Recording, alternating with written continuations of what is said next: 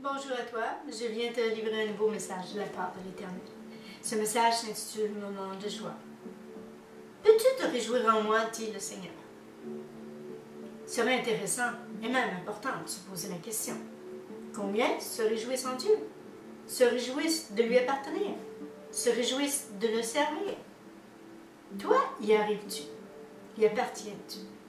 Ok. Un comme l'autre, es-tu heureux ou malheureux? Il n'y a pas de poids, de mesure, et tu dois comprendre ce qui t'arrive et prendre position du bon côté. Les ouvriers de Dieu ne sont pas tous heureux, malheureusement, et c'est à se demander pourquoi. Non, les enfants de Dieu ne sont pas heureux. Sache que tous subissent les assauts des forces du mal aussi. Alors c'est difficile de se réjouir dans de telles circonstances. Mais toi, est-ce que tu vis ceci? Est-ce que tu sais de quoi je parle, moi? Je te parle de te réjouir en Dieu. Sache qu'il est écrit dans le verset Éphésiens 6:12.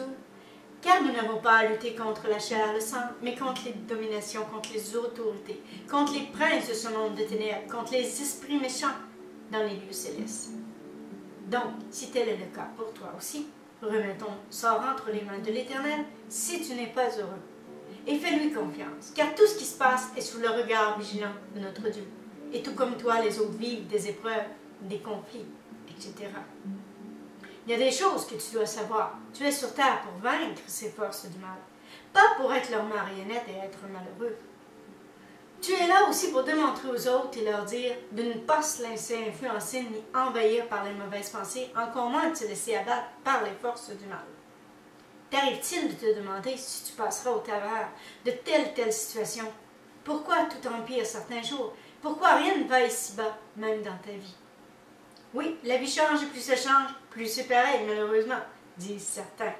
Certains croient même que les forces du mal sont toujours vainqueurs. Mais n'est-ce pas le cas? Et ce n'est pas vrai non plus, de toute façon. Seulement si tu le crois. Si tu donnes la gloire à Dieu, les forces du mal n'auront aucune puissance sur toi. Il y a un temps que cela change. Laisse tout entre les mains de Jésus et fais-lui confiance. Tu peux vaincre les forces du mal qui s'acharnent sur toi. Alors sois confiant pour ta vie. C'est pareil, tout va changer. L'Éternel t'a peut-être éprouvé pour un temps. Peut-être même que ton épreuve n'est pas finie. Mais l'Éternel t'aidera, il ne te laissera pas tomber. Il permet l'épreuve et il l'arrête. Il est écrit dans le verset Jacques 1:12. Heureux l'homme qui supporte patiemment la tentation, car après avoir été éprouvé, il recevra la couronne de vie que le Seigneur a promis à ceux qui l'aiment. Il est écrit aussi dans le verset 1 Corinthiens 10:13. Aucune tentation ne vous est survenue qui n'ait été humaine, et Dieu qui est fidèle ne permettra pas que vous soyez tentés au-delà de vos forces. Mais avec la tentation, il préparera aussi le moyen d'en sortir afin que vous puissiez la supporter. Écoute ceci. Le diable a été vaincu à la croix, donc ce message est aussi pour toi. Jésus vaincra le diable pour toi, mais avec toi. Oui, tu deviendras vainqueur sur le malin avec l'aide de Jésus. Arrives-tu à te réjouir? Si la réponse est non, pourquoi? Serait-ce que tu n'es pas vraiment à Jésus? Ne vis pas en Jésus, que tu ne crois pas vraiment en lui, que tu ne vis pas pour lui ni avec lui. Dis-toi qu'il y a une raison si tu ne peux te réjouir, et il faut trouver quoi? C'est quoi le problème? Quand on regarde les hommes de ce monde, ils semblent plus heureux que les enfants de Dieu, et ils font ce qu'ils veulent, les hommes de ce monde. Toi, si tu appartiens à Jésus et que tu n'arrives pas à te réjouir, c'est que tu ne fais pas ce que tu veux et que plein d'épreuves viennent te secouer, t'ébranler pour te faire reculer et abandonner. Tu n'as rien à craindre, que je te dis. C'est normal de vivre des expériences spirituelles de ce genre. Elles servent à te démontrer que ton Dieu existe et agit en ce monde. Oui, et dans le malheur, l'homme le voit agir puissamment. Et en tout temps pour nous bénir au quotidien. Oui, même lorsque tout va bien, il agit pour nous. Oui, en tout temps. Nous pouvons voir sa gloire. Pourquoi dire qu'il est glorieux si on ne voit pas sa gloire agir dans notre vie? Pourquoi tu es malheureux? Lui as-tu donné ta vie? Voudrais-tu la reprendre certains jours? Vis-tu juste pour toi ou pour lui? Sache que si tu lui as donné ta vie, il l'a prise et il fera éclater sa gloire dans ta vie. Tu pourras te réjouir toi aussi d'avoir avec toi un Dieu de gloire. Je te dirais, garde à lui et fais-lui confiance en tout temps et pour tout. Ne regarde pas à toi ni à ce qui t'arrive, mais réjouis-toi, car il va t'aider. T'aider en tout temps. Démontre au diable qu'il ne gagnera pas sur toi, qu'il n'aura jamais le dessus sur toi. Tu dois reprendre le terrain que tu as perdu si tel est ton cas. De demeurer triste ou inquiet, c'est démontrer aux hommes que tu es malheureux comme enfant de Dieu. Peut-être même parce que tu devrais devenir vraiment un enfant de Dieu. Si tu ne l'es pas, ne fais pas semblant de l'être. Ne laisse surtout pas croire aux hommes et aux malins que tu es malheureux d'appartenir à ce grand Dieu qui te veut tout amour, en paix et heureux. Oui, la joie est aussi pour toi.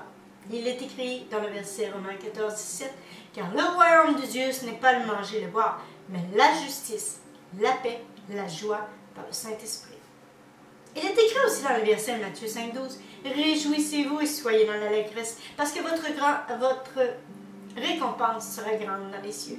Car c'est ainsi qu'on a persécuté les prophètes qui ont été avant vous. » Oui, tout cela est aussi pour toi, mais le veux-tu et y crois-tu? Alors, élève les mains et dis-le au Seigneur et reçois ta part de bonheur. Remercie-le aussi et crois en ce Dieu d'amour qui t'aime sincèrement et éternellement. Parce que lui, il ne veut que ton bonheur. Oui, il est écrit dans le verset Jérémie 29, 11. « Car moi, le Seigneur, je sais bien quel projet je forme pour vous. Et je vous l'affirme, ce ne sont pas des projets de malheur, mais des projets de bonheur. Je veux vous donner un avenir à espérer. » Tu n'arrives pas à te réjouir. Tu n'arrives pas à faire la volonté de Dieu. Tu n'arrives pas à faire quoi au juste? Dis-le au Seigneur et il t'aidera. Il est là pour ça, pour toi aussi. Oui, ne l'oublie pas. Alors abandonne-toi à lui maintenant, sans tarder. Il fera son œuvre en toi et dans ta vie.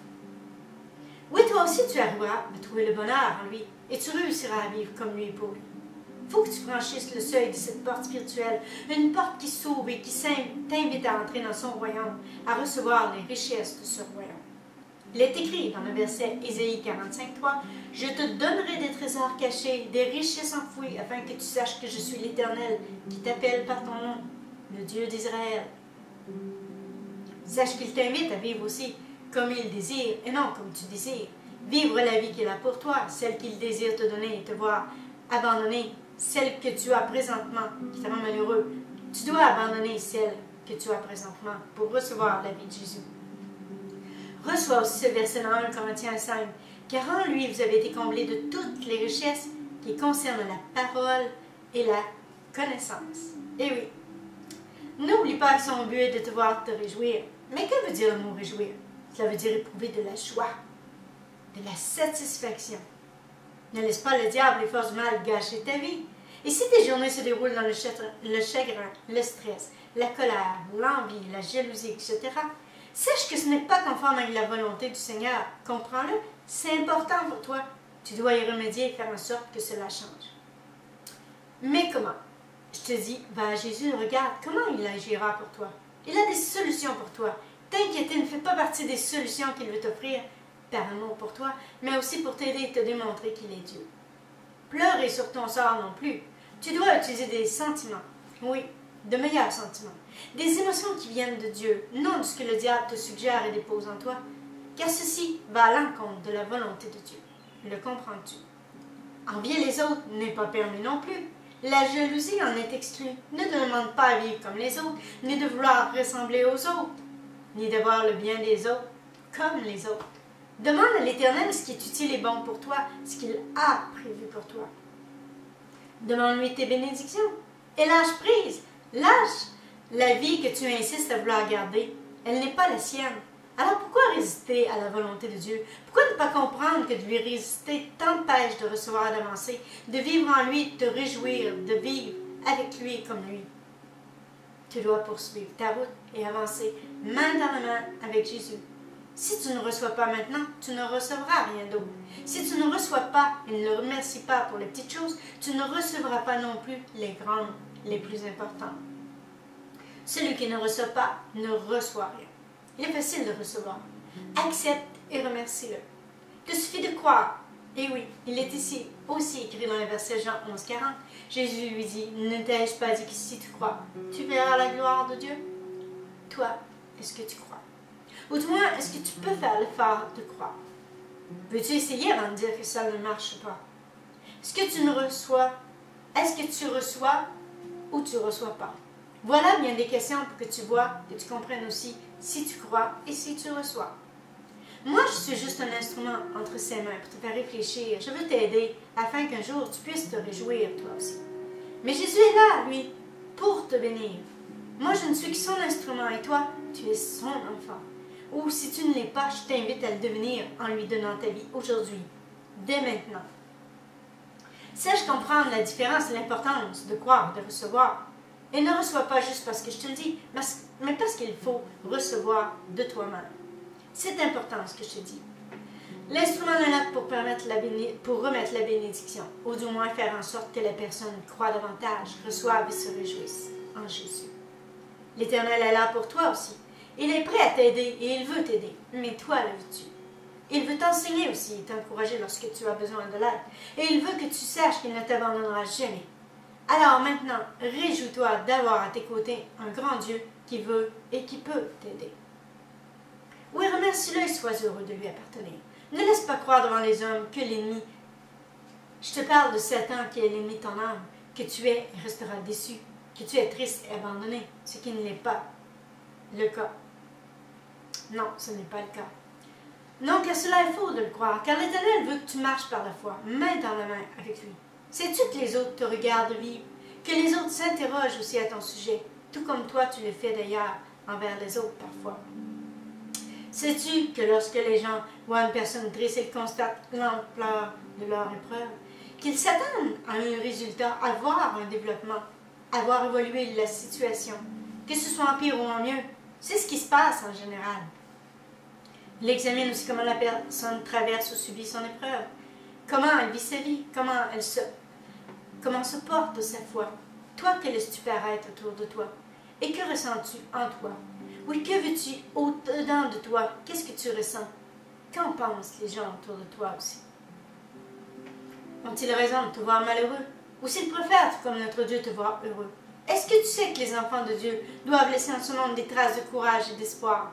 Qu'ils doivent se réjouir? Oui, devant tous ceux qui les entourent, pour les encourager à passer au travers des épreuves de la vie. Oui, c'est ce que Jésus nous a laissé, l'espoir, le courage de vivre en ce monde, une raison de nous réjouir aussi, car il est avec nous jusqu'à la fin. Alors, réjouis-toi, car Jésus n'a pas fait cela en vain. Il a des solutions pour toi, reçois-les, accepte-le dans ta vie et remercie-le pour ce qu'il fera pour toi.